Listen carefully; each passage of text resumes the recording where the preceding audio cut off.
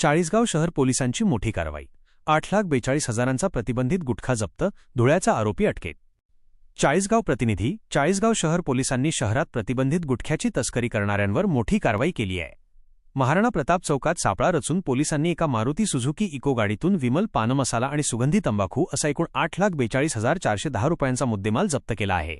या प्रकरणी धुळे जिल्ह्यातील एका आरोपीला ताब्यात घेण्यात आले आहे. मिळालेल्या माहितीनुसार 6 एप्रिल 2026 रोजी पोलीस निरीक्षक अमित कुमार मनेळ यांना गुप्त बातमीदारामार्फत माहिती मिळाली की एका इको गाडीतून क्र. MH18 BX 1911 प्रतिबंधित अन्नपदार्थांची वाहतूक होत आहे. या माहितीवरून पोलिसांनी महाराणा प्रताप चौकात नाकाबंदी केली. सदर ठिकाणी चाळीसगाव शहर पोलीस स्टेशनचे पोलीस निरीक्षक अमित कुमार मनेळ, पोपनी योगेश माळी, पोपनी संदीप घुले, पोहेकॉ विनोद पाटील, पोहेकॉ भूपेश बंजारी, पोहेकॉ नितीन आगोणे व पोकॉ आशुतोष सोनवणे यांचे पथक रवाना झाले होते. महाराणा प्रताप चौक येथे पोलिसांनी संशयास्पद इको गाडी थांबवून चालकाची चौकशी केली असता त्याने उडवाउडवीची उत्तरे दिली. गाडीची झडती घेतली असता त्यात मोठ्या प्रमाणावर गुटखा साठा आढळून आला. पोलिसांनी तातडीने अन्न व औषध प्रशासन विभाग, जळगाव यांना पाचारण केले. अन्न सुरक्षा अधिकारी शरद मधुकर पवार यांनी घटनास्थळी येत जप्त मालाचा पंचनामा केला. असा आहे जप्त केलेला मुद्देमाल. 1. विमल पानमसाला, हिरवे पाकिट 1,16,160 रुपये.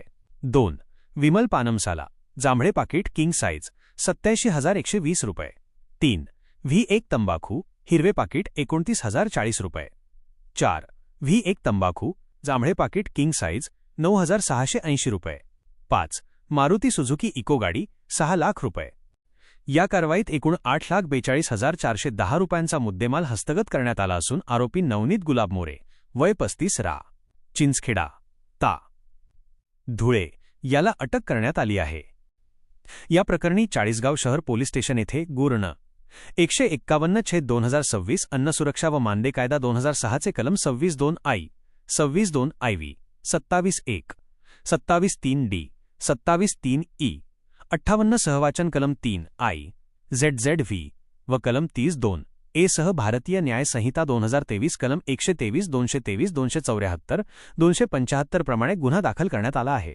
सदर गुन्ह्याचा पुढील तपास पोपनी योगेश माळी करत आहेत. ग्रामस्थ लाईव्ह संपादक किसनराव जोरवेकर. बातमीसाठी संपर्क बबलू आहिरे, चाळीसगाव.